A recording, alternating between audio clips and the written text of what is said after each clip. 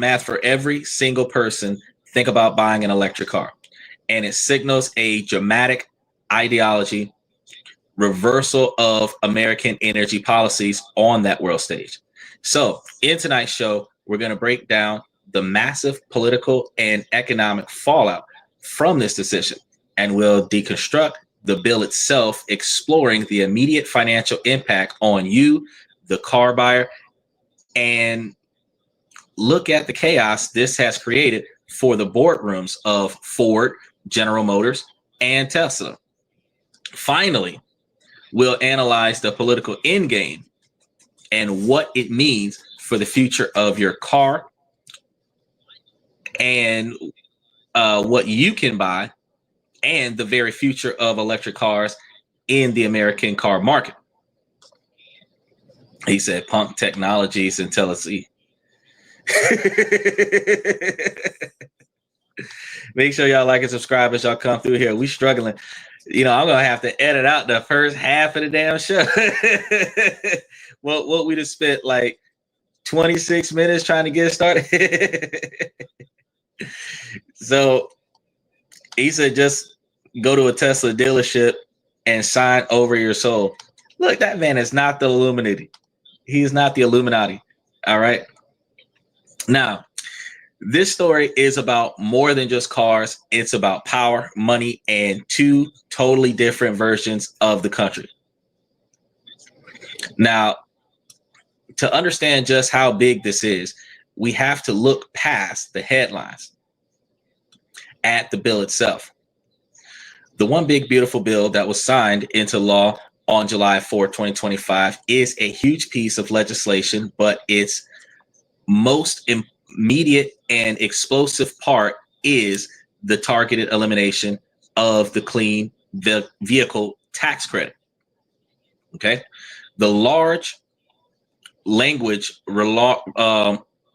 related to what we're talking about today is very blunt and very direct. So pay attention to the fact that, and I know everybody's seen this in their, he said, drive in. We need the movie. Y'all been seeing it in y'all emails that because the tax credit is about to go, he's like, oh, hurry up and go and buy your electric car today. And I'm sitting over here looking like, no. Because the ones I would have bought into ain't doing what they wanted to do. And the other ones I didn't really want. So now I'm like, no. The robo-taxi would have been the one that I would have got, but the robo-taxi looks like it's a commercial vehicle. So not even seeing it being sold to civilians. So since we're looking at, as of September 30th, 2025, the tax credit being terminated, they aren't being phased out or reduced like some other tax credits that we have. They are simply terminated, which means that it's just gonna stop. And at one point we were talking about how phasing out would have been a thing. It is not phasing out. It's just gonna be there one day and then the next it's not. My man Nico, special shout out to Nico. It's been a long time since you've been here, Nico. I really appreciate it.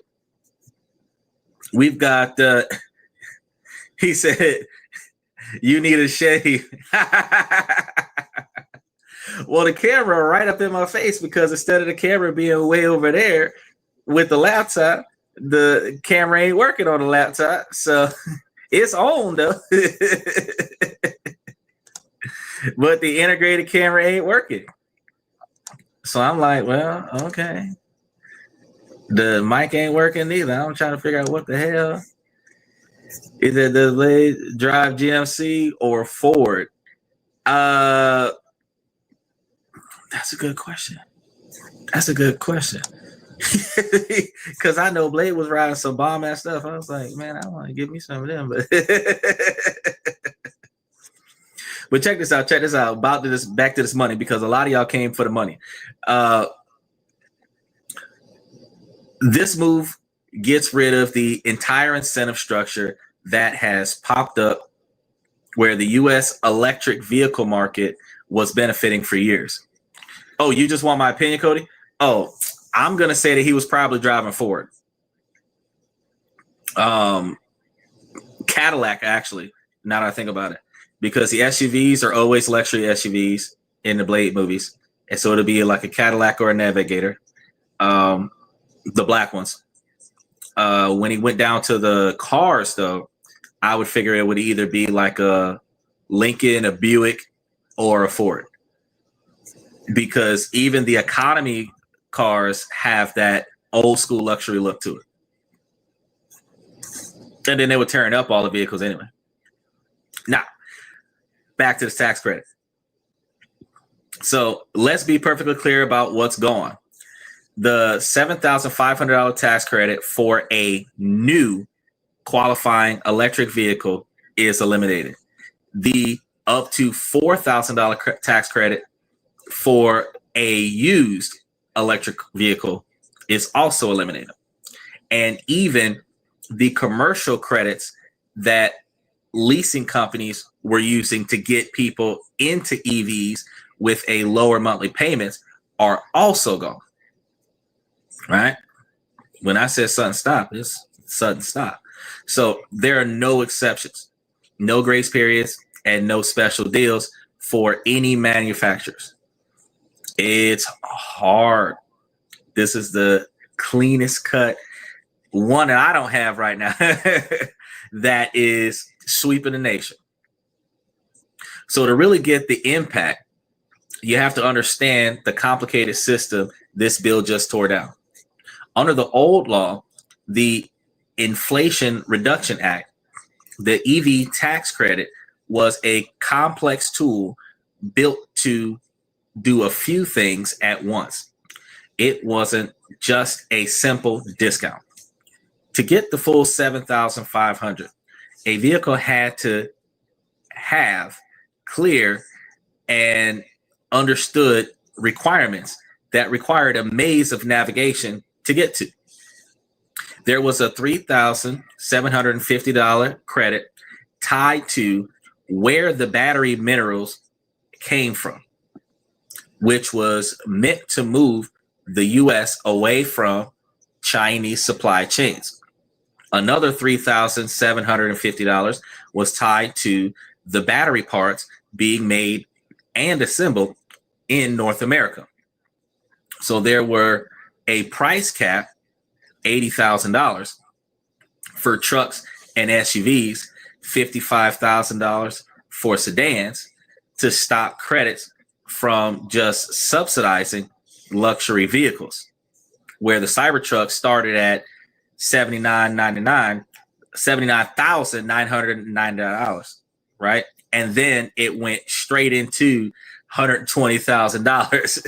He just threw up to that. I don't even need to worry about it there. But then I think somewhere along the lines, he was slapping that $7,500 on the Tesla truck. He says, show them a picture of a Tesla car at the bank getting a loan. Cut out of a magazine. Oh, look. No, the batteries are not working that good. He don't have those 500-mile batteries that we were talking about in the debut.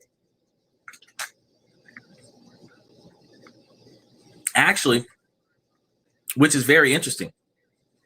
The Tesla Cybertrucks do not come with the autopilot. The Tesla Cybertrucks did not come with the bullet-resistant or bulletproof glass. It did not have the charge station on there. Like, it did not have, or not the charge station, the satellite panels, the solar panels. That's what it was supposed to have on it. It didn't come with all of that stuff. But you're still paying over $100,000 for it when the base model at $70,000, $79,000 was supposed to have all that stuff. You were supposed to have a truck that drives itself. It doesn't drive itself. So when you seen them little kids out there getting pulled over by the police wearing their VR glasses, they was driving dangerous because they don't have autopilot. So if they don't pay attention, they're going to crash the car. Ford Lightning was hype. It was real hype. But the problem with Ford Lightning was, just like with the Tesla, when you start putting weight in it, the vehicle's charge rate goes way down, like half or 25%. So while Tesla could give you about 300 miles on the truck with nothing in it, you weigh it down, you get like 75 miles. The charge time is still the same though.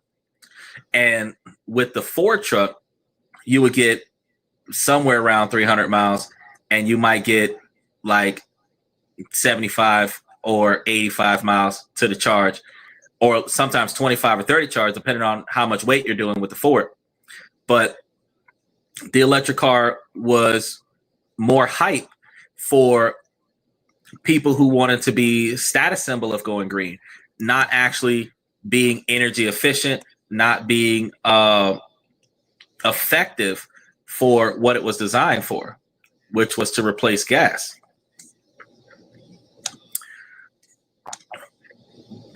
But there were income caps for buyers that were trying to utilize the $7,500 as well. And that aimed to benefit the middle class. So you could only make so much money and still get the $7,500. And if you made too much money, even if the car meet the requirements, you still didn't get the $7,500. So this whole complicated system, which was designed to rebuild American supply chains and boost domestic manufacturing, was wiped out with the one bill. Now, the Trump administration's reasoning came down to one simple idea, which was consumer choice. The president has said, and this has come plain out of his mouth and been soundbited on a number of social media platforms. Not everybody wants an electric car. I don't want an electric car. And he made it clear in that discussion that this policy is the perfect execution of that philosophy.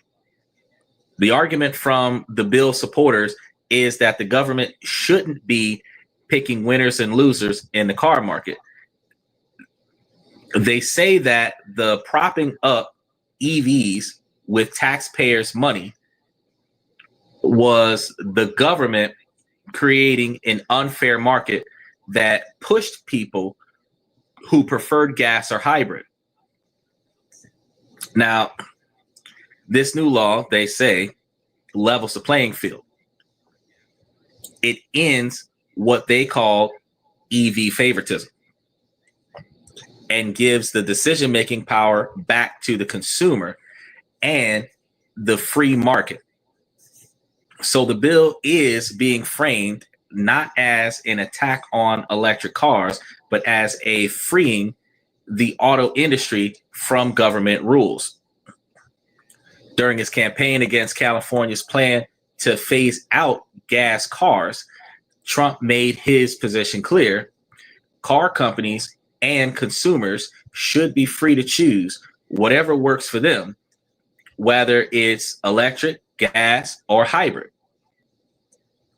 He made the same statement this past week. Now, this move is the end result of that ideology. It's a total rejection of the subsidies-driven policy of the last administration, where the message from the White House is that if electric vehicles really are the future, they should be able to survive on their own in the open market without billions of federal handouts, where the big, beautiful bill has effectively called their bluff to see what they're going to do about it. Now, Cody says, are any electric cars being made in the U.S.? Well, in order for them to qualify for the big, beautiful bill, yeah. Tesla got a gigafactory in Texas. I believe Ford and General Motors are also building their electric vehicles in America. But you also have non-American cars that are being sold in America. And I don't believe those cars would actually be covered by the big, beautiful bill's removal of the tax credit. He said, Beyonce starts singing in Texas. Shoot. I got some stuff to say about that, but we're going to go back to the topic. So what does this political shift in Washington, D.C. actually mean for you and your wallet? Well, the effects are immediate and real. So the most direct consequences is a sudden price hike on almost every electric vehicle sold in America starting October 1st. So let's just break down the math. And the math is terrible, but we're going to go ahead and break it down. Okay, so pay attention to this. The biggest hurdle for EV adoption has always been the price. Even before this bill, the numbers were tough. In 2025, the average price of a new electric vehicle is about $55,000. That's around $10,000 more than the average gas-powered vehicle. For Tesla, which remains the most popular EV brand, the cheapest Tesla is the Model 3 rear-wheel drive with a starting price of $42,490. Some sources list the starting price as slightly higher, around $44,130, depending on the trim and options. The Tesla Model Y starts at $44,990, and other models for Tesla that are significantly more expensive. Model S starting at $79,990. Model X starting at $84,990. And the Cybertruck Foundation series starts at around $120,000. And y'all know that they was doing that, give us $25,000 and we'll put it together and send it to you today kind of thing. Now, non-Tesla affordable new EVs, such as the Nissan Leaf, started at $29,280. Fiat 500e starts at $32,495. Hyundai, what is that? iNOC 6. That one starts at $39,095. And Kia EV4 starts at $39,000 even. Special shout out to Michael. We making it work today, Mike. He said, now add in that at 10 years of service, all these batteries will need to be replaced, driving the real cost much higher. Nah. It's not 10 years. That's a misconception. It's way less than that. The average EV battery has about 100,000 to 200,000 mile range. If you're driving 10,000 to 20,000 miles a year, the battery will last you 10 years. But if you're driving 20,000 miles or 50,000 miles or 75,000 miles, because you got to think of how much 10,000 miles or 12,000 miles a year is, like 1,000 miles a month, which is about 250 miles a week. Now, for those individuals that, especially Florida, California, Texas, you can see yourself doing 250 to 300 miles a day, 5 days a week. You're looking at, 1,500 miles a week, which is upward of 6,000 miles a month, which is upward of 60,000 miles every 10 months, which is like 72,000 miles a year. right? That means that you could cover that 200,000 miles in 2.5 years. And that's the maximum battery life. Much sooner. And then when you have to replace that battery, some of the cheaper cars have a $5,000 battery. Most of the other cars have a $10,000 battery or more. And then you got to replace that. So one of the funny things that you see about the electric cars, the used ones are put on sale for like $10,000 or $15,000 cheaper than the original car. But a used car is like $30,000, $40,000. But the battery life is like whatever's left. So you go get you a Tesla with 45,000 miles. It's only got like 150,000 miles on it. And then you got to spend $10,000 more on the battery. So if you're about to pick up this car for 40 grand, and like next year, you're going to have to put a 10 grand battery in it. Like, what? Nah, that's too much. So when they trade in an electric car, that electric car is garbage because they're going to trade it in before they have to pay for the battery replacement. The second owner is guaranteed to pay for the battery replacement. And I don't understand like that dynamic. The value of the car should be $10,000 less because you got to buy another battery for it. If the mechanic at the dealership ain't replacing the battery before they put it back on sale, you should not see a used Tesla for more than $20,000. Because if you're buying it at 50 for brand new, you should not be buying it at 45 or 35 with 50% of the battery life being used. That makes no sense. And then they're going to sell it for the price of a brand new car. Now, it gets worse because the Mitsubishi Mirage and the Nissan Versa are gas-powered cars. And they are the only two new cars with a starting price under $20,000. Most other entry-level compact sedans and hatchbacks start at between $22,000 and $25,500. For Honda Civic gas, you see $25,000, $45. The Civic Sport gas, $27,400. That's why you see all those Honda Civics on the road, where the average price of a new American car, or a new car in America at the very least, is much higher at around $48,000, which is almost $10,000 less than an electric car.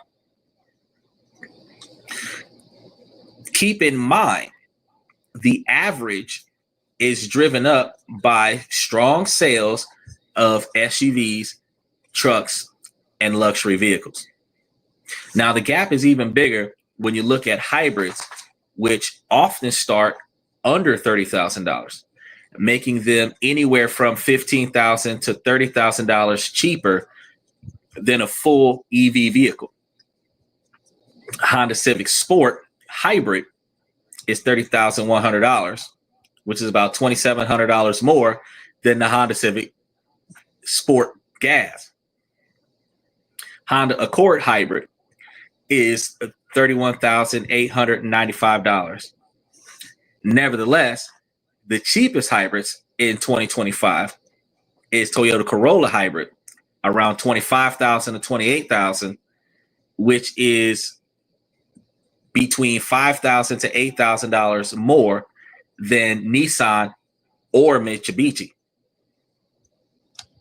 Cody said, I know, but doesn't Zoom and does it smoke your opponents on the road? Yeah, the single chain link transmissions got some get up and go on it, but for fucking $30,000 or $40,000 more than a gas powered car, fuck all that shit. I don't know, why am I paying $55,000 for a Tesla when I can pay $20,000 for two Mitsubishis? You can get a ticket with a Nissan. Shoot, them Versas got some get up. Make sure y'all like and subscribe as y'all come through here now. Michael said, I would just pull the batteries and plug a Honda generator into. Well, I mean, if you've got money to buy those Tesla batteries, you'll be able to get some Teslas and then turn a gas power car into an electric car. But if that's what you're trying to do, if you've got an old gas power car with a good interior, you could put 10 grand worth of electric batteries into your gas power car and switch over. Or if you're really good at it, you can make that bad boy a hybrid, where if it can run off of a certain quantity of battery power and then switch over to gas and then switch back when the batteries are charged back up, that's what's up. And Cody said, just drive a hybrid, GMC Suburbans, and they look cool. They do look cool now. And they burn in gas, but they burn in less gas than they used to burn back in the day, because Chevy Suburbans had terrible gas mileage. But if you have like a hybrid in an SUV, you might see like 30 miles per gallon in a hybrid. But if you have a hybrid in a car like the Honda, you could see like 50 miles to the gallon. And that is almost as good as Tesla doing 300 miles to the charge. He said, buy a roaster. You don't need to buy a roaster these days. You buying a roaster, you're looking at getting pulled over quickly, because you're not going to drive the speed limit. We just know that. Bring the truck car back. I don't know. I remember the El Camino, the car with the hatchback on the back. Oh, no, the car with the trunk bed on the back of it. Those were bomb. But bring the truck car back, like the Plymouth Prowler and stuff. They didn't already brought back the Bronco. They should have brought back the OJ series. Fastest car in America. 4-hour high-speed chase at 55 miles an hour. That man had the opportunity to go home, hug his family, say his goodbyes before he went to jail without even having to put some handcuffs on. Shoot, I need me one of them cars. Shoot, Rodney King had a Honda. Look at what happened to him. He got beat down. Yeah, the Ford El Camino. Exactly. There we go with this guy again. Now, that $7,500 tax credit was made to work with a lot of these numbers. So it was the only thing that made an EV feel possible for a lot of people to be able to afford. It didn't close the gap in price completely, but it narrowed it enough to start the conversation.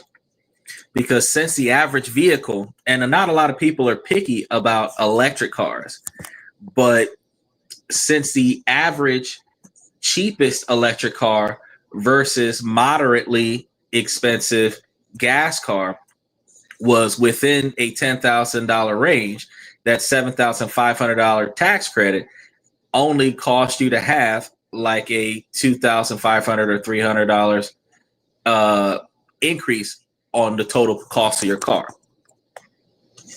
Not a lot, not enough for me.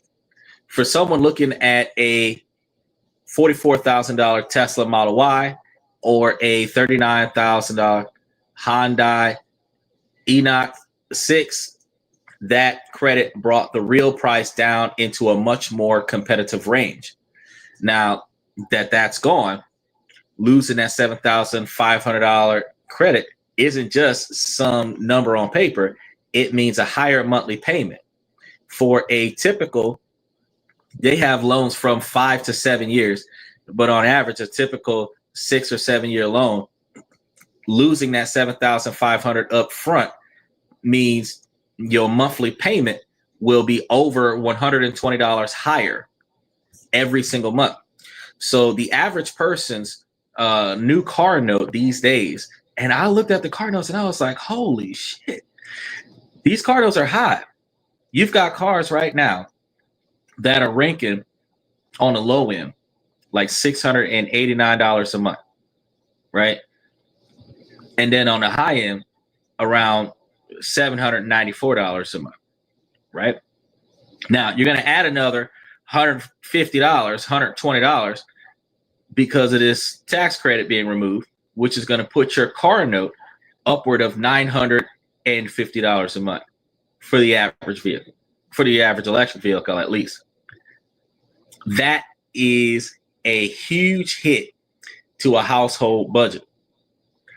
And for millions of Americans, it's the difference between affording a car and having to walk away or just walk for the rest of your life. Because that's a lot of money to put away in the car. And now I can see why. Oh, you said you always wanted a smart car? Not a smart car, not the little bitty ones. I always wanted a intelligent car that was like a mid-size or a full size, because I like a wide seat, be able to hold my pistol. He said Tucker car had one light in front in 1960s. Oh, that's way back in the day. They had the car with the one tail light in the back. Oh, no, Michael, you're right. It does not cover auto insurance, which is mandatorily full coverage for finance vehicles. You are absolutely correct. That is just the car note itself. Almost $1,000 a month for the car note itself. And you already know that the car insurance on that car is going to be around $500 more per month, which is crazy. So you're spending like $1,500 a month on the car with the car insurance just to get in and drive. And then if you got a gas powered car, you're going to be putting $120 a week or more into the gas tank to make it move. And if you don't have a good warranty package, if you got to fix it, you still got to fix that motherfucker off the warranty. So now you're spending like $2,000 a month for the car when the rent take up 68% of your paycheck. This should make no sense. Y'all need to be buying 15 and 20-year-old cars for $5,000 to $10,000. Wealthy people say, do not finance. You either buy it cash up front or you lease it. That's it. And you lease it as a business expense. That's a down payment for a house. You damn right. You talk about $2,000, $2,500 a month.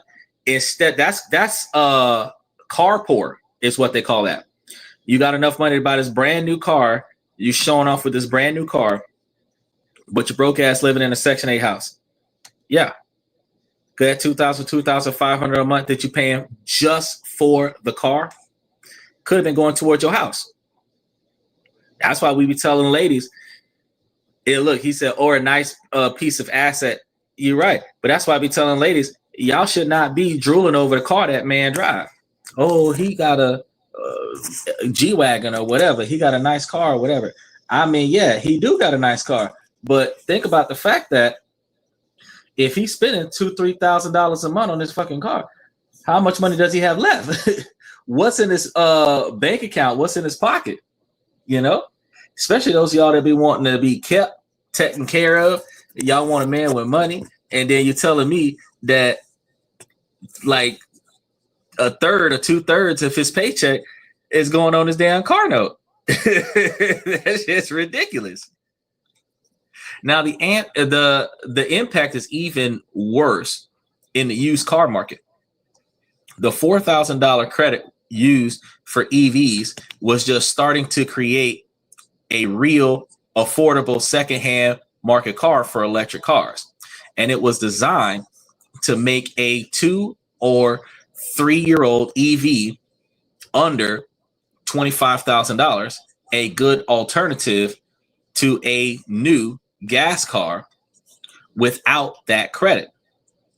A used EV is a much harder sell because of that bullshit ass battery, which could leave thousands of older models sitting on the dealership lot. Telling you, rich car, poor house. I have a bicycle.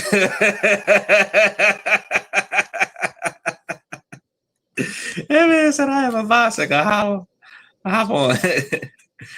All the housewives pulling up. But look, all the housewives is pulling up in cars that their boyfriend bought or paying for. Y'all see why men be paying 41% of their income, and then when they break up, they ain't got that to pay. Cause he ain't paying for that car. She took the car. That ain't his car. It ain't even in his name. He like, fuck that car. Just save $2,000 a month. Make a third floor cat house. Bro, you should be doing all kinds of stuff with the kind of money you be putting down on a new car. It makes no sense these days to finance a new car. You shouldn't be financing a used car. You should be able to walk and catch the bus, throw gas money at your homeboys until you can put enough money aside to go to that dealership and buy that car cash up front.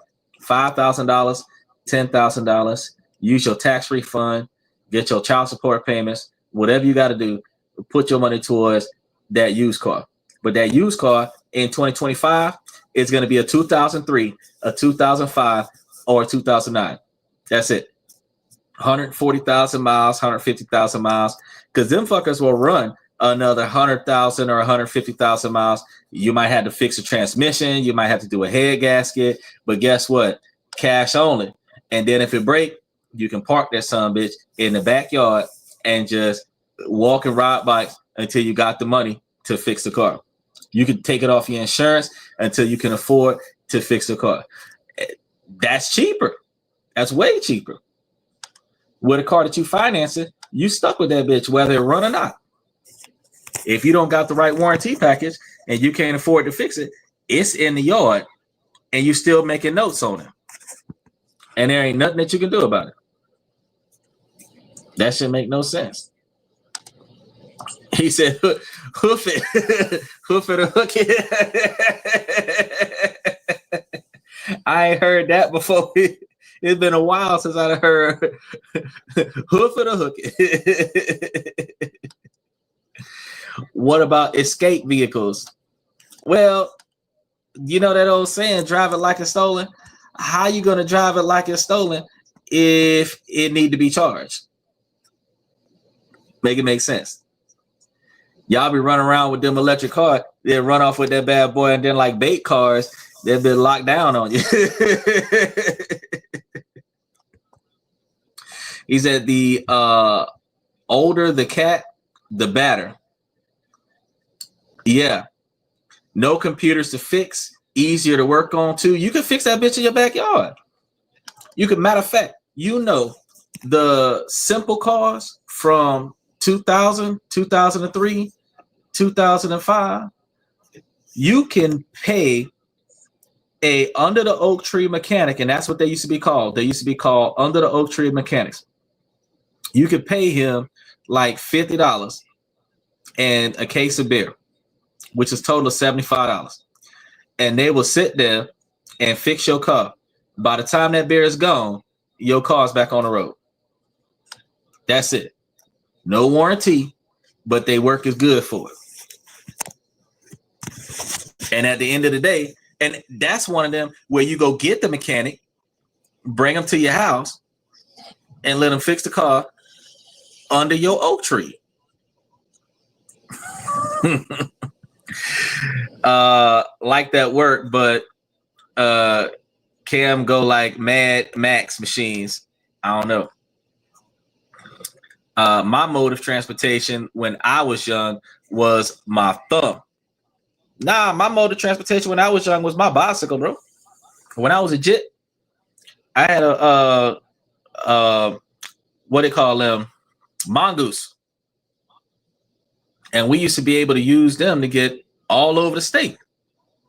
I used to live in one city and had a girlfriend in another city. Ride a bicycle for an hour to go to the house. Then when I was 17, I bought a motorcycle. That was cheaper. $2,500 plus taxes. It was like $3,000 with all the stuff I needed for it. Helmet and all.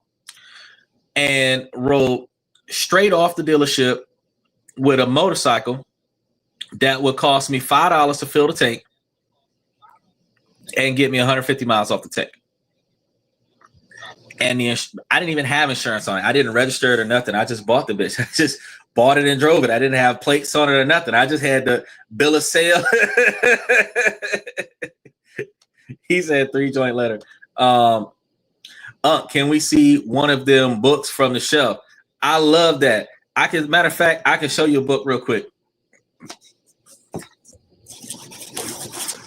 So, How to Retire on Dividends and Live on 8%. This is Tom Jacobs and Brett Owens. I need to contact Tom because they were supposed to come and do something on the show, but I was supposed to get back with them and I didn't do it. And but I got Sarah on the show. But then there was another one, Alice in Cryptoland, which is a comprehensive graphic novel that shows you guys how to invest in crypto. This is actually a pretty cool book. I have a link to the books on the channel. So if you was to go to the YouTube channel and either click Alex in Cryptoland or the dividend book, and there's a link straight to where you can pick it up from Amazon, or Alex in Cryptoland came from somewhere else, but how to get the dividend book, that one is from Amazon. Yeah. He said you got faked. Well, they got a lot of trolls on the thing, Cody. He said back then you could do that. What you could do that. Oh, yeah, back then we could do a lot of stuff, but you know, these days ain't nobody trying to go that far.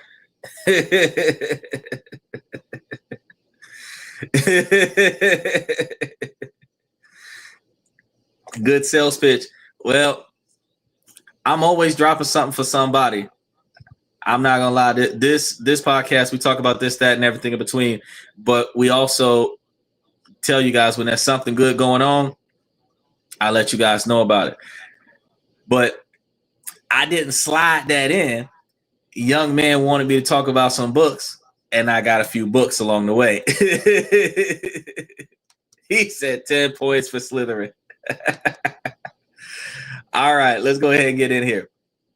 Now, we're already seeing the first ripple effects because there's a mad dash to buy right now. What he said, Crypto Revolution by Bryce Paul and Aaron Malone. Okay. Well, this one was Daniel Villamontario and Nicholas Ballos. But this one is going to be talking about Bitcoin, NFT, and some other things that are related to cryptocurrencies.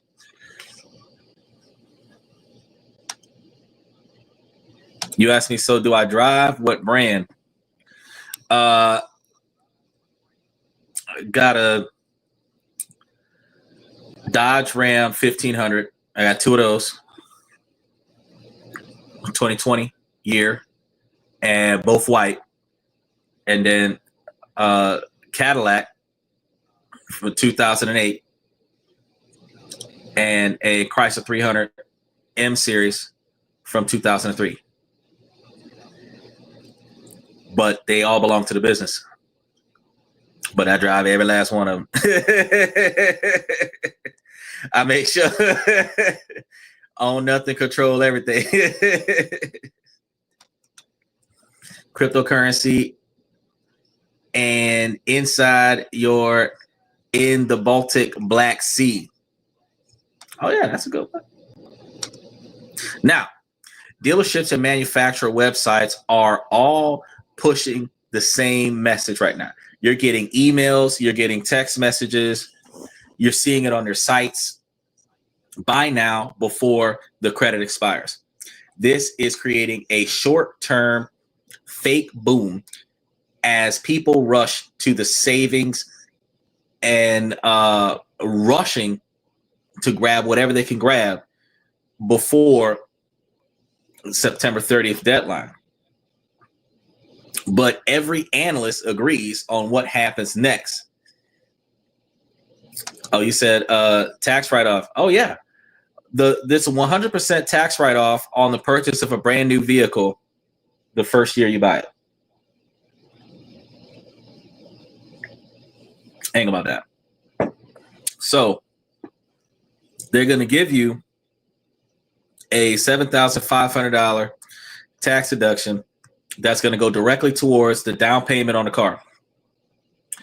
When this was going to happen, but it's going to stop in September. Then when you file your taxes, minus that $7,500, the rest of it is claimed on your taxes as a tax credit based off of how much you owed in taxes that year. That car could ride you for probably 5 years as a tax credit for depreciating value. Whatever you didn't claim this year, you claim next year until you claim the full value of the vehicle. He said, buy art and drive a Tesla down Q fake boom street. Write off your rentals. Well, see, that's why you get a lease car, because if you get a lease car, you're writing off your the value of your car, but you're not having to put $10,000-$15,000 down on a lease car. You're only paying that $300 to $500 a month on the lease car, and that's it. And then the insurance on it. So it's a lot cheaper to get that than it is to pay $2,000 something a month for a brand new car. That's only going to last you 2.5 years. When you're leasing a car for 2 years and then giving it back and getting another car. If you're financing a car for 7 years and you're going to trade it in 3 years and then finance another car in 7 years, where they're only going to give you the value of what you paid for on the car that you own and put that as part of the down payment as the car that you're about to buy. And then they're going to have you pay the difference for the next 7 years. You're still leasing a car. You just feel better because there's a debt in your name that says you're the owner. Fuck that. That's too much. Now, the market is expected to hit a wall September 30th, September 29th, October 1st. The demand will likely fall off a cliff, especially heading into 2026, as the new higher prices become the norm.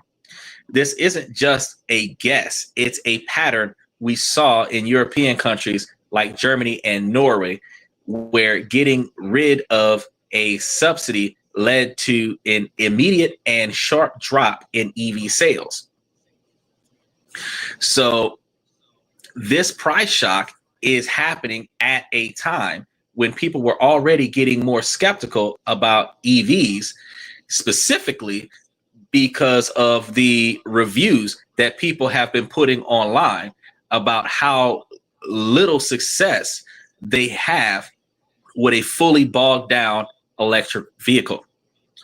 Because when you buy the car, the EV mileage rating is based off of a single driver in the vehicle with no luggage, no baggage, no partners in the backseat or nothing like that.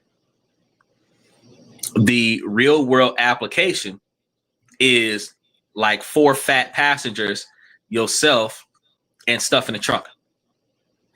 They don't have a mileage rating for that. They're not going to tell you that mileage rating because that mileage rating is low as fuck. You looked at the Tesla Cybertruck, you start using it as a work truck, it's 30 times rolled steel, but it is flexible. So the truck frame is bending instead of being sturdy. You've got the low mileage when you're trying to use it to haul things. So you have the maximum weight capacity in the vehicle, then the maximum tow capacity, and the weight of the maximum tow capacity is not included in the EV rating. And that's why you only have like 25% of the mileage that you would have had if it was just you riding in the car by yourself. Michael said, purchase used cars at auctions. I drive them for 3 months, then sell them. We talked about that before. That's exactly what you need to do. You need to get you a dealer's license, find you a dealer, run out there and go and grab you a used car, $3,000, $5,000, not more than $10,000, cash up front. Buy that bitch, roll out. That's it. Then you hold on to it, take good care of it. And I don't mean like spending a bunch of money to rebuild it from the ground up. I mean, like, don't add no scratches, dents, or stains on the vehicle for the duration of time that you have possession of it, and then put it up for sale and then buy you something else. You sell it and take the profits off of what you sold it for and go buy something else. You always in a nice car. And before you get used to it, you done sold it for something else. You can buy it. Matter of fact, you can have a $5,000 or $10,000 car at the house. You could be riding around with a car that you bought off the auction with a for sale sign on that motherfucker. Soon as they buy it from the gas station, you calling somebody to come get you, bring you back to the house to go get the other car. That's it. And if you got a business, you get you some dealer plates, and then you can just ride around with dealer plates.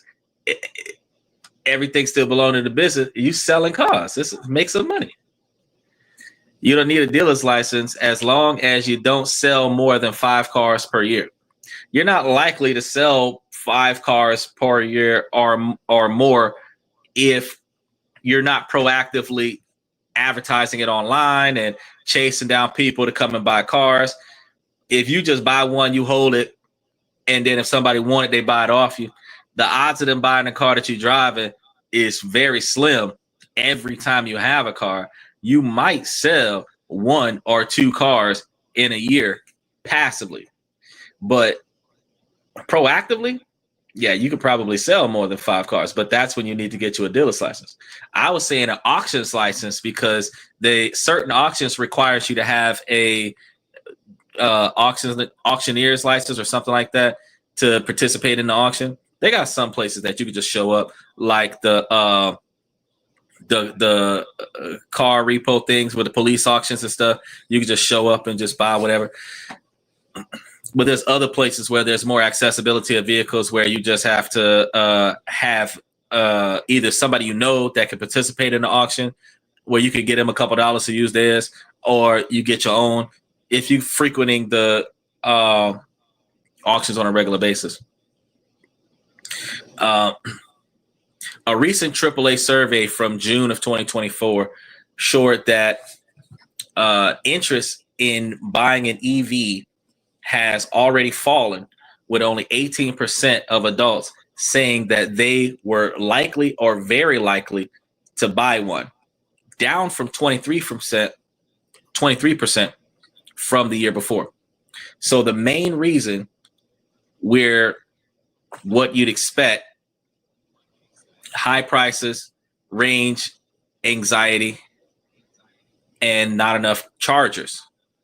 Because one of the hardest parts about electric cars is that you got to park it somewhere 30 minutes to an hour on a fast charger and wait for it to charge itself back up, which requires you to have a charger near some place that can occupy your time, like a charge station near a McDonald's or a restaurant or a movie or bowling alley, something like that, and something that can take up your time while you're waiting on your car to charge.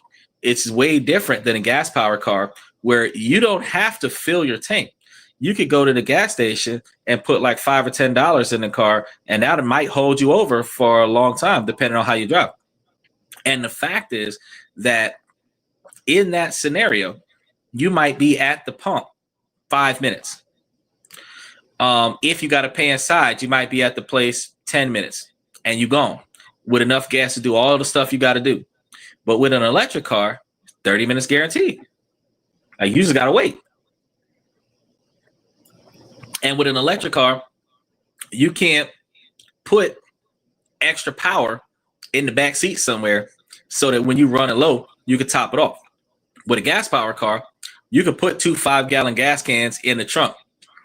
And then if you start running low on gas, you can just pull over and spend 10 minutes putting that 10 gallons into the tank.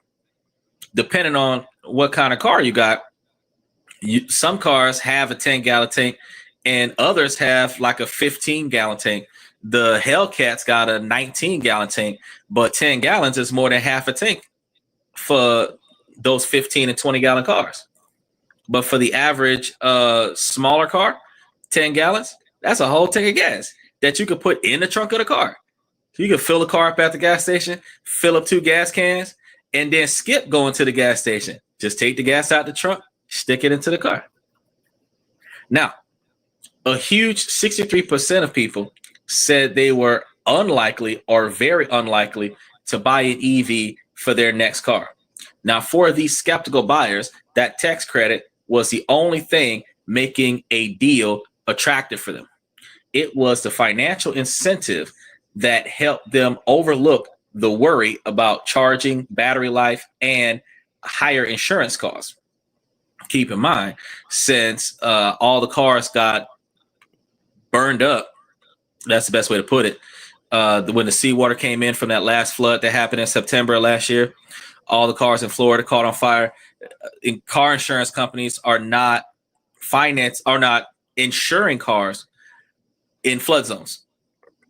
So if you got an electric car and you're in an area where it floods, you're not going to get insurance on your electric car, which is going to change the way you look at how you're going to buy a car.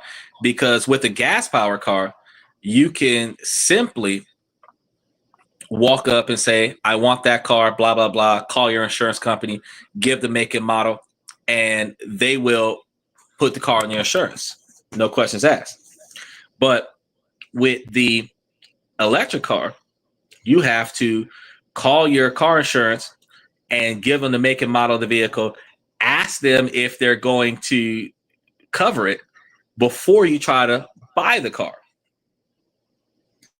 Otherwise, you'll have to have 2 different car insurances. Michael said, or build roads with power strips on the road. So as you drive, you are getting power. Now, that's where I thought the country was headed, that they were going to be rebuilding roads and putting power strips on them, which would have made having electric cars a smart move, because especially in cities and states where you're paying tolls to drive on the roads anyway, they might as well charge a fucking car. That makes sense. But no, they just repaved the road was being repaved from the shell roads that we used to have back in the day to the tar gravel stuff that they're doing right now, which is not doing anything for us besides giving us an easier way to race on the street and then get tickets, and then they're going to charge us all this money to drive on the road with the tolls. And they have in New York, they have congestion tolls. So if you drive through certain places where the traffic is backed up, they're going to tax you for being on that road. Wait, so I got to pay extra money to be caught in traffic. At least in Florida, you're paying extra money to do 100 miles an hour in an area where a police officer is not going to pull you over and give you a ticket, because the express lane has no side of the road. So it is a clear bridge from where you want to be to where you need to go with no interference. And that is like worth that extra dollar and some change, because you can open a car up and go as fast as the car in front of you. And if you are the first car, then you could just open it up and just get what you got to get, because ain't nobody there. There's no side of the road for them to pull you over. There's no motorcycle cop or nothing. But they're taxing in New York to be stuck in traffic. Like if I lived in New York and I knew the streets that was going to be congested with traffic, you don't got to tax me to be on that road because, bro, I'm not going to be on that road. And if that's the only way that I got to go to get to where I got to go, I'm parking the car way back where, and then I'm going to walk or take a scooter out the truck, and I'm going to ride the scooter on the side of the road, because why am I going to be stuck in traffic for 2 hours when I could have rode a bicycle or a scooter, something like that, 20 minutes and got to where I had to go? Look at all that. Florida roads are mostly toll roads. Yeah, that's why they got a sun pass. And then they slick. They put the toll thing on the street signs. So the lights and poles and stuff that you don't pay attention to, them motherfuckers is taking photos of your ass. And then they took the camera flash off, so you don't even know that they're taking pictures of you and your license plate. The lights that's hanging down from the green sign above the green sign above the road, they got cameras up there, and they're taking pictures of you as you pull up, and then as you pull off past the sign, they're taking pictures of your license plate, and then they mail you a bill for driving on that street. Got me bent. Well, there was so many places where I had to set my GPS for no tolls, and I still got caught. When I was going into Brooksville, I still got caught on a toll road twice. I was like, nah, fuck that. Sun pass. I'm going to just take the Veterans Expressway. He said you get taxed by your license plate. Yes. Yes. So you might as well put it in your budget. You might as well put it in your budget. But when it comes to the insurance costs and everything, it was the government's way of saying, we know this is new technology, so here's some help to make the switch from gas to electric. Now that help is gone. The problems are still there, but the reasons to overlook them has been taken away. So this leaves buyers facing the full unsubsidized cost of a technology that most were already hesitant about.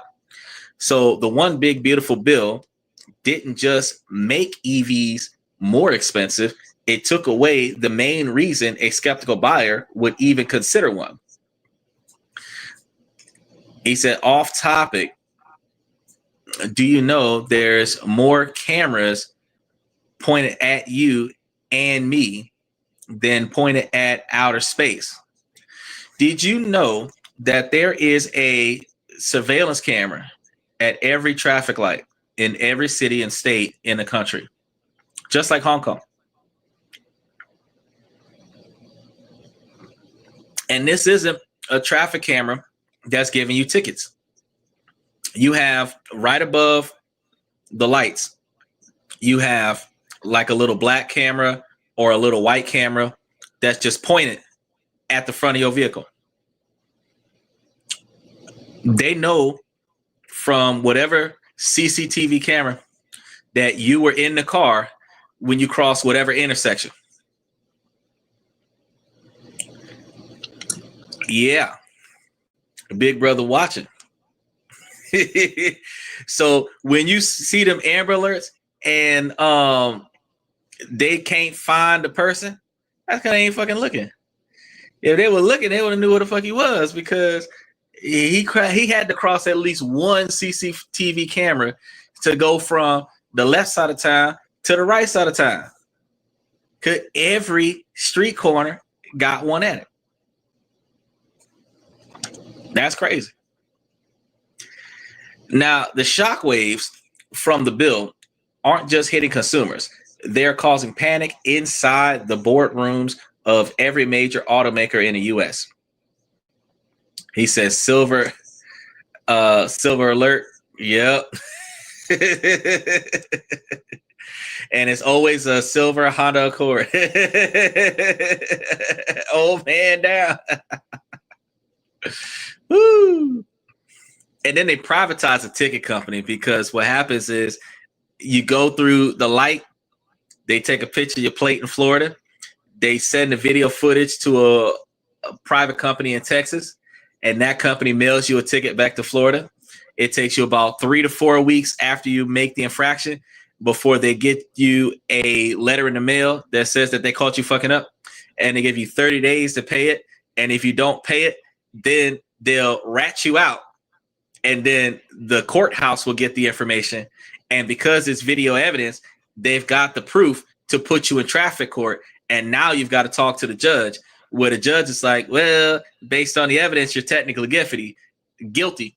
So instead of us going through the motions of this, if you give me cause to court, we'll throw this out. Bruh, if you can't afford that shit, soon as you see that flash in your rear view mirror, that's the moment where you start putting your $200 aside. And then you wait that 30 days, set a court date, go into the courtroom, look at the judge, and say no contest. Give them the cause of court and walk out of that bitch. And it don't matter which state you live in neither, because the security company is in Texas. It's a private company that is reading license plates and issuing tickets and putting the state information on it, which is dirty as fuck. Now, he said, that's when you say, damn, you damn right. Now, the auto industry spent the last decade and hundreds of billions of dollars betting on the electric future, assuming government support would continue. And that assumption just blew up in their faces. So let's start with the EV king of the market, Tesla. At first glance, this might seem like something they can handle. Tesla is profitable. They're profitable. They have a strong brand and has dominated the EV market. However, Trump's war on EV has cost Elon Musk billions, because Wall Street's reaction was fast and harsh, and dare I say it, brutal. In the days after the bill was announced, Tesla stock dropped between 7 and 14%, wiping out billions in value, where investors know a simple truth. Even a company like Tesla, which sells every single car it makes, because they make cars on demand just about, still depends on that $7,500 credit to keep up its sales volume and justify its high valuation. He said, okay, no, sir. I'm going to let you go take a time out, buddy. Recent sales figures were already showing a slowdown for Tesla, even with the credit, probably because of them damn Cybertrucks. And the Tesla company's own website has become a countdown clock, pushing buyers to act before the incentive is gone. So this put CEO Elon Musk in a very tricky spot. For years, Musk has publicly called for getting rid of all government subsidies, including the EV tax.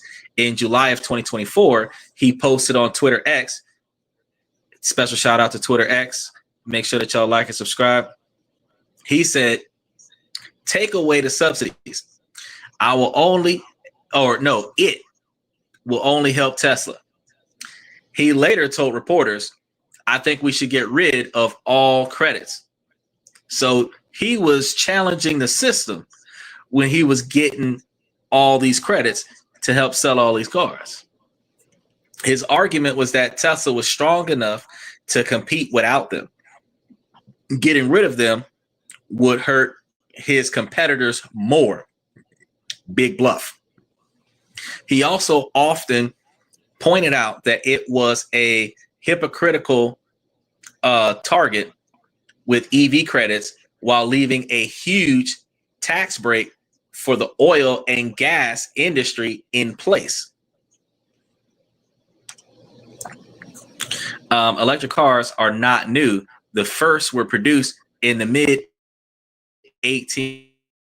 Bro, do you know that early 1900s they had a hydro-powered car.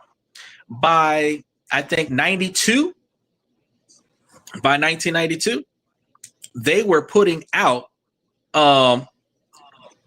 hydropower stations. But the weird part is that nobody paid attention to the fact that by 99, they took up all those hydroponic stations. There were stations where you could fill your car up with water. I never owned a water-powered car, but you could fill your car up with water. Now, that means that manufacturers during those years were making cars that ran on water before Tesla came out with electric cars. But you know what Tesla never did? Made an emergency battery pack that could charge a car up enough to get you another 5 miles to the nearest electric station. He got the regen brakes and all that other stuff, but like, if we need to jump, we got a charge station that can jump the car. If we need a little bit of gas, roadside assistance can bring us 2-3 gallons of gas, top us off, and then we go to gas station and make it do what it do. But an electric car, the only thing that we got that will charge our electric car on the side of the road is that $120,000 Cybertruck. Because you can plug your Tesla up to your Cybertruck, which means you got to know somebody with a Cybertruck to charge your Tesla if your Tesla run out of gas or electricity. Make no damn sense. Bumper cars.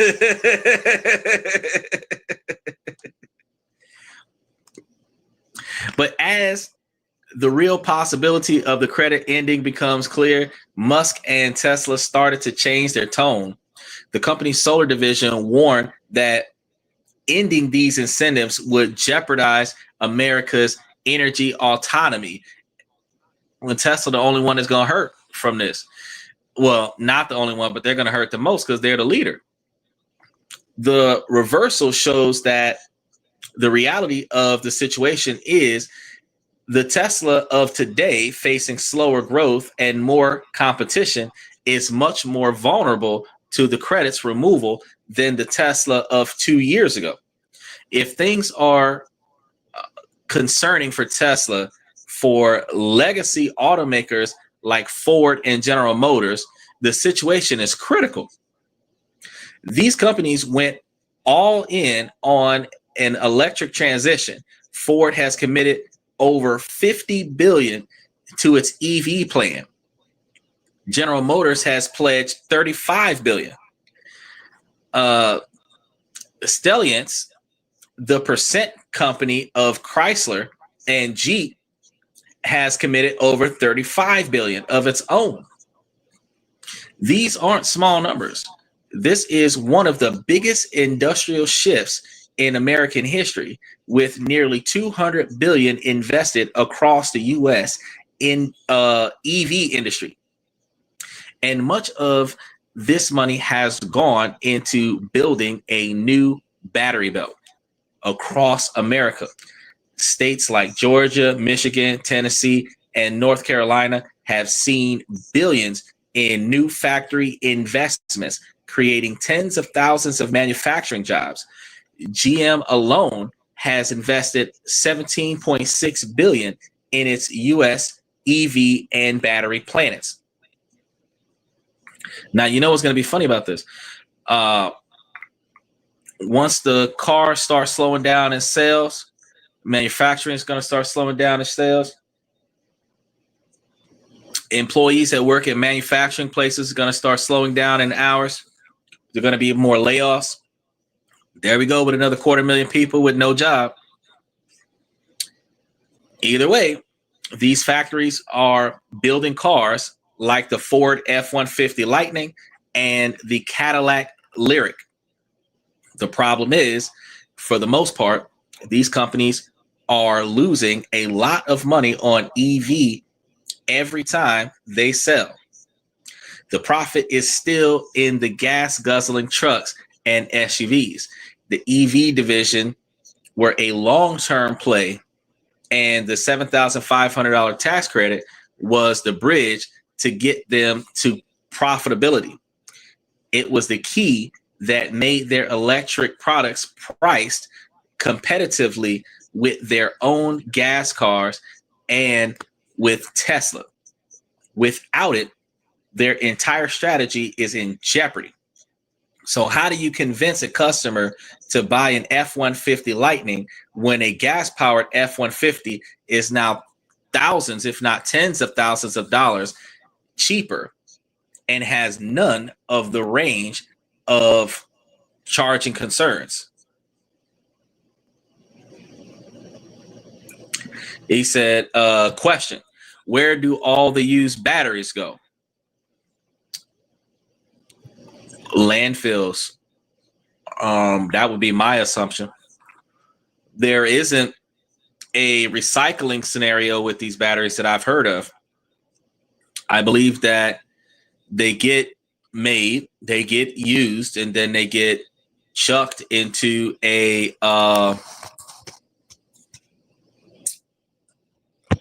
because they are made with chemicals that are dangerous for the environment. So they will be put in limited locations for disposal, but they would just be thrown away. That would be the idea that I would see when it comes down to where the batteries go after you take them out of the car. A lot like, here's a question. Where do the used tires go when you take them off of the car?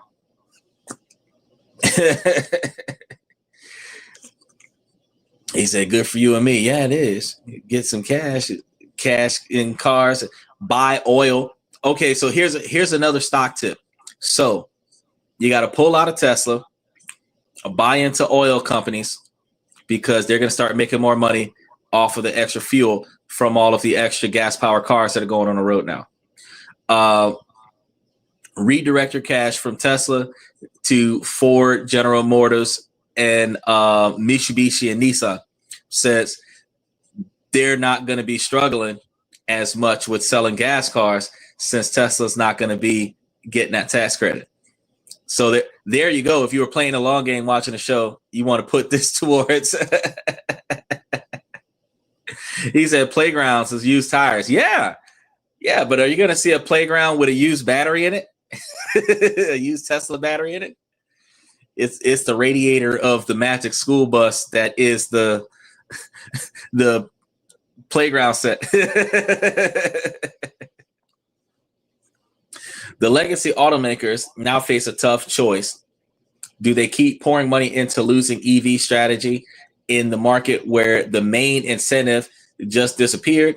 Or do they pull back, slow down production, and focus on the profitable gasoline and hybrid vehicles that people are still buying?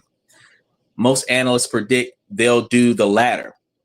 We can expect to see them cut production targets, delay or cancel future EV projections, and try to squeeze every last dollar of profit from the gas engines.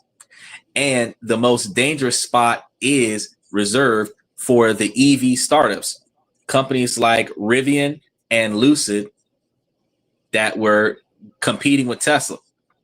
Unlike GM and Ford, they don't have a profitable gas car division to lean on. Their entire business was built around the EV, and their survival depends on the tax credit to make their expensive vehicles more accessible. Without it, their path to make a profit, which was already incredibly difficult, may now be impossible. For smaller companies, this bill could be a death blow. The pain in the boardrooms is only just beginning. To really understand why this happens, you have to zoom out from the car dealership and boardrooms to see the bigger political pictures. The One Big Beautiful Bill is not just a random economic policy. It's a declaration of a new America energy doctrine. This is a clear strategy to take down the last administration's climate agenda, replaced with an American first energy philosophy. At its core, this is a huge political win for an ideology that believes in deregulation and what it calls market freedom. The main argument is that the government-led push for EVs was not only a waste of money, but also took away consumers' choice. President Trump, who has always made decisions about what is financially responsible, has consistently attacked what he calls the ridiculous all-electric car hoax, framing it as a political or a policy from the radical left that would destroy the U.S. auto industry and help China. He said you could burn H2O by splitting the hydrogen from the oxygen and run on hydrogen. That's what they were doing in the early 90s. And then they stopped and started going towards electric. Matter of fact, some people who have figured that out and started creating hydrogen powered cars out of their gas cars were for some reason coming up missing by the FBI. And then they would show up a little bit later.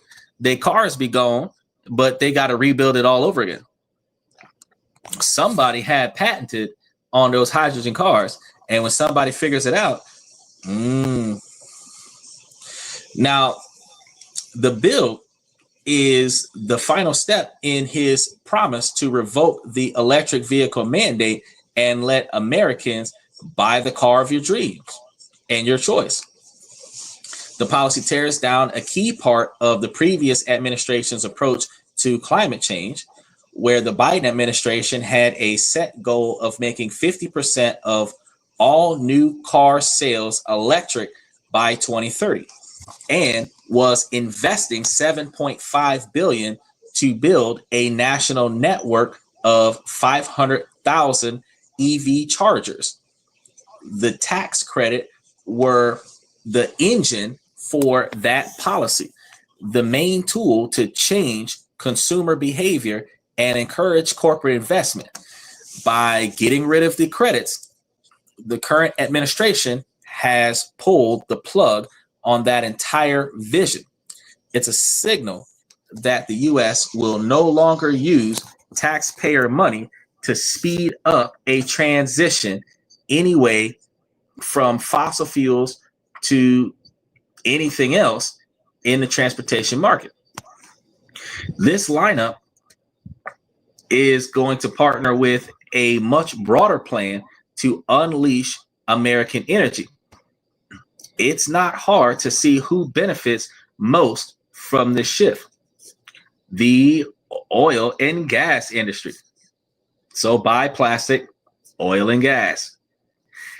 For years, petroleum groups have been fighting a quiet but effective campaign against the EV transition. They funded ad campaigns with slogans like "Don't ban our cars," and have lobbied against government support for EVs. They argue that their products are being unfairly targeted and that consumers, not the government, should decide the future of cars. This bill is their biggest win yet, strengthening the dominance of the gas engine and the demand for gasoline for years to come. The political fallout also affects the power struggle between the federal government and states. A key part of the administration strategy has been to challenge the right of states like California to set their own stricter emissions standards and EV sales rules. By killing the federal incentives, the White House is making it harder for these states to reach their goals. It sends a clear message that the federal government will effectively work against states' level climate policies where it doesn't like which decisions being made that will likely lead to long court battles. Here's something that I just noticed recently. anybody who has been paying attention, there is a silent attack on the adult industry where adult content like OnlyFans is starting to become more frequently restricted. States are slowly but surely, over this past 2 months, banning the broadcast of adult content. Trump said he was going to get rid of it. He didn't even do it in the public eye. It is slowly but surely being taken down off of the internet, where you're going to start having a harder time finding free adult videos.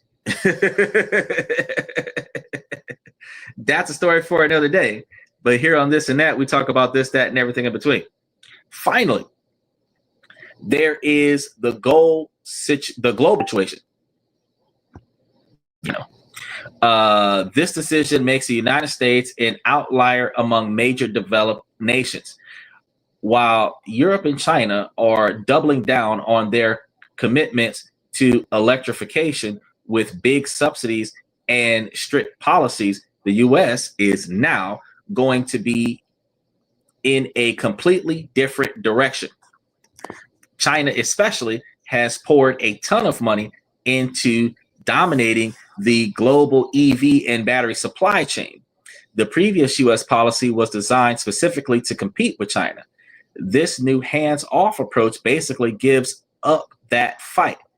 Critics argue this will not only have long-term climate consequences, but will also hurt American competitiveness in the most important car technology of the 21st century. He said, oh, you would need to verify you're over 18. How the fuck you gonna verify you go? So they want you to put down your social security card, your birth certificate, your driver's license. So that means that they're gonna want you to register so that you can watch some videos. That they done lost their damn mind, bro. Because as an adult, that is the taboo. So for those who do watch that type of adult content, why would they register so that they could watch that, so that you can keep track of what they watching? Do you understand? Some of them titles peg you as a very, very bad person. Very bad person.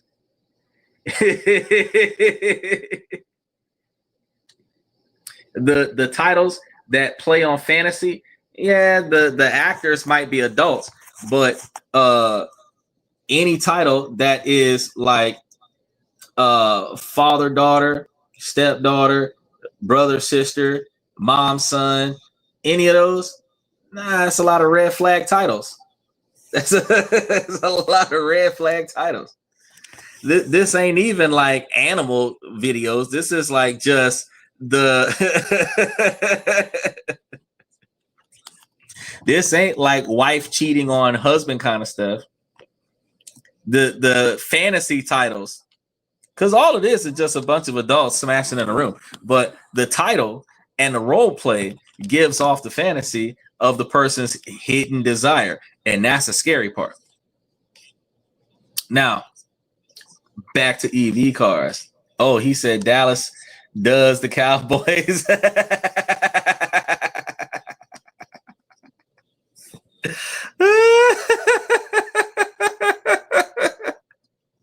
I can imagine that. And you know what's so funny about that?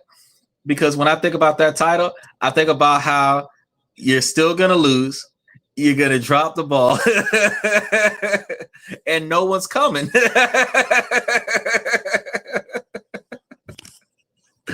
Poor Dallas couldn't even catch Ebola. Damn. Y'all like and subscribe as we wrap this up here. We got a little bit more to go. So this tax law isn't the only thing that they're focused on. It's just changing the way thoughts are going. It's a fundamental change in America's priorities. Oh no, you good, Michael? You good? We got some light humor between you and Cody. Light humor, more appropriate. Then the other guy, he's saying stuff. I was like, nah, I gotta block him. He probably got kicked off the site because he couldn't register, and then he had to come here and start trolling us. Look, make sure that y'all like and subscribe. Promo. You gotta like, subscribe, follow on Twitter, follow on Twitch. And then if in the event that we go to TikTok, I'll let y'all know. Because they haven't bought TikTok yet. Now, the fundamental change in Americans' priorities is that it's a shift away from the government-led green transition and towards a market-driven, fossil fuel-focused energy policy. And that's right. Mash those reaction buttons because a lot more people will get to see us. Now, the political fight over the future of the car is far from over, but the rules have just been completely rewritten. Enjoy the conversation. I'm glad. I hope that most of y'all enjoyed the conversation with the crap that we had at the beginning of the show. I still got to reboot the computer because the camera is on the computer, but it is not on. So I'm going to have to let StreamYard know that the integrated camera and the mic did not work for the show today because I was using StreamYard and everything went south for the show today. I'm still using StreamYard, but I'm using it from the cell phone now. It's crazy. So where does these changes leave us? The American auto industry has been fundamentally altered, and according to the bill's own language, it's a permanent change. With one signature, the final math for consumers has been turned upside down, making electric vehicles significantly more expensive overnight. The huge multi-$100 billion bets made by automakers are now at risk, forcing them to rethink their entire electric focus. And the nation has made a sharp turn away from the global census on climate and transportation policy. The One Big Beautiful Bill did more than just end a tax credit. It has closed a chapter on an American industrial policy that used government incentives to push for a green energy transition. A new chapter has begun, one that puts consumers' choice and market forces first.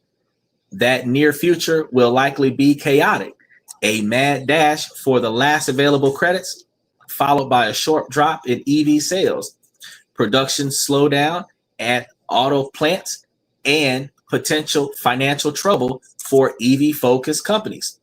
Hybrids, the often overlooked middle ground, now look like they could be the thing that wins the biggest, offering a taste of electric driving without the high cost and charging headaches of a full EV.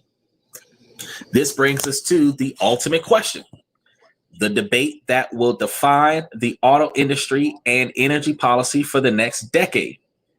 Is this the tough but necessary correction the automakers needed, or is it a catastrophic giant leap backwards? Supporters will argue this is a win for freedom and common sense spending.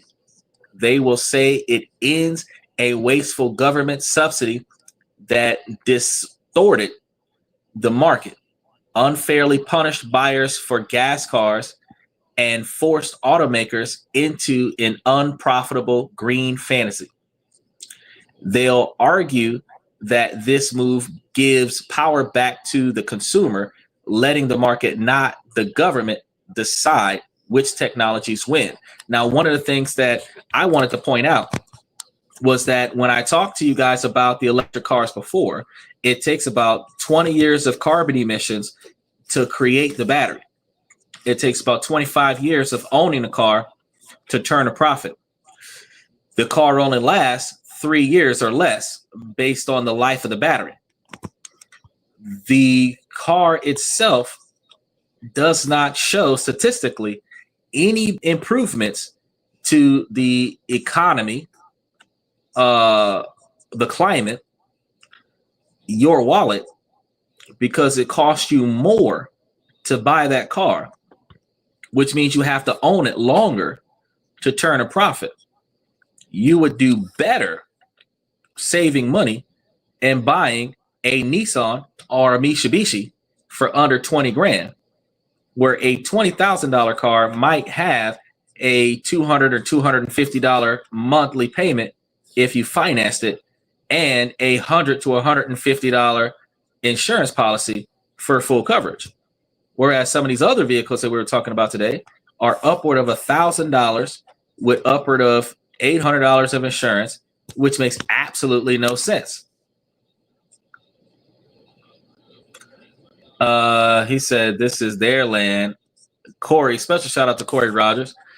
He said, this is their land. Learn history. We took California from Mexico. There is a reason 99% of all cities in California has Spanish names.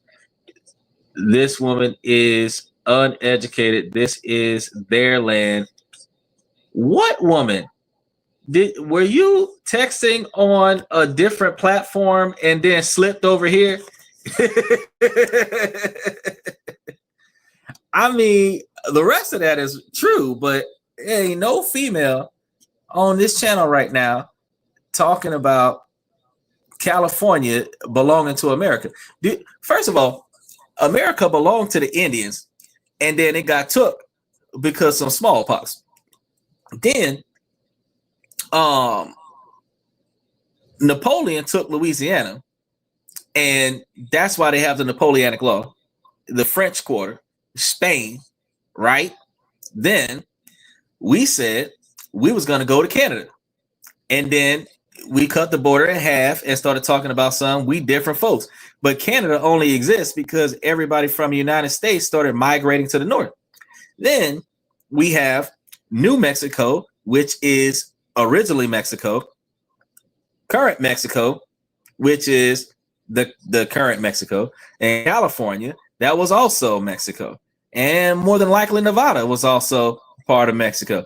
But with that first war that we had, you push Mexico all the way back to where it is now. Doesn't change the fact that America has a lot of expensive stuff going on in California. And why would Mexico want California? Them earthquakes suck. On the other hand, critics are calling the change in political position on this tax credit a massive failure of foresight. They will argue the decision weakens the United States in the global race for the future of cars, giving up leadership and manufacturing to China and Europe. They'll point to the huge, now stranded investments and the thousands of jobs in the battery belt that are suddenly at risk. They will argue that by abandoning the push for electrification, the U.S. is not only ignoring its climate responsibilities, but is also locking American consumers into a future of relying on voltage and volatile global oil markets.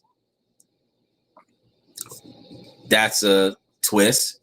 Now, this is the great debate now facing America. The consequences of this decision will ripple through our economy, our environment, and our global standings for years to come. Whatever Trump does, he said it's going to last for 25 years. Most of us won't even still be alive when this changed back. And that's where I wanted to hear from you guys. What's your take? Is this the correction the automakers needed, or a giant leap backwards? What does this mean for your next car purchase? Are you now more or less likely to consider an electric vehicle? Me, I only had one desire for an electric vehicle, was to have a vehicle that would withstand gunfire from stop resisting, give me your idea. So since we have the Resvani, we don't need the Cybertruck because the Resvani has mace and electric door handles and bolt locks. So they not getting in that vehicle with grenades or nothing. $250,000 base model. Go get it. It's $100,000 more than a Cybertruck, but it'll go further in range than a Cybertruck. So let me know your thoughts in the comment section below. And if you found any of this information and the analysts valuable, please do me a favor and hit the like button, subscribe to the channel, and ring that notification bell for all of the episodes that we have coming up. Because tomorrow, Tuesday, we're going to be talking about how loans impact your finances. Short-term loans, loans for emergency funding, stuff to that effect. And then Wednesday, we have a different country that's already set up that we're going to be talking about. So there's a lot of stuff that we're going to be talking about with money and financing and investing. So make sure that you guys stay with us for the rest of that. And we're going to be cutting through the noise to bring you the inside scoop on stories that truly matter. So instead of us talking about bullshit that doesn't really benefit anybody, we're going to be talking about how we're going to make money for us, and how we're going to change, shift, and adapt to the way the politics are changing our economy, changing the way we think, the way we spend money, and the way we save it. So with that being said, I really appreciate you guys being patient with the technological failures that we had at the beginning of the show today. I'm going to try to get this fixed over the next 30 minutes. That way we have it ready for tomorrow. So we're going to have a better show tomorrow. I want to thank you guys for coming to this and that. Before I go, ladies, as long as the situation doesn't make sense, I'm going to keep asking you ladies to please make it make sense. So ladies, please make it make sense. And fellas, we are about 75% male-driven podcast from the male perspective. All the information that I provide to you will help you guys become higher value men, because you will not only fix your financial decisions, you'll also fix your personal decisions. So note, these ladies can take this information and make themselves alpha boss ladies. So at the end of the day, if you're trying to find quality, you can only find quality by carrying yourself with quality. With that being said, one more time, thank you guys for coming to this and that. I'm your host, Xander, where we talk about this, that, and everything between. I'll see you guys tomorrow night.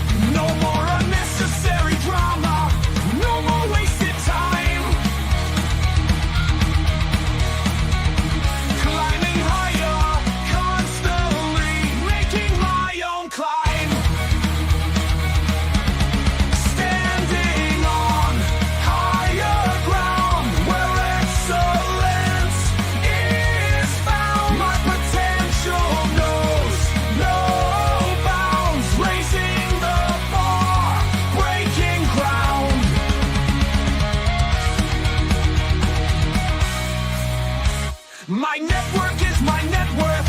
Choose your company wise. Surround yourself with eagles, not with sheep in disguise.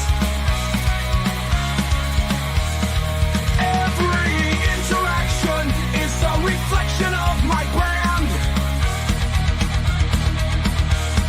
Quality over quantity, that's my personal command.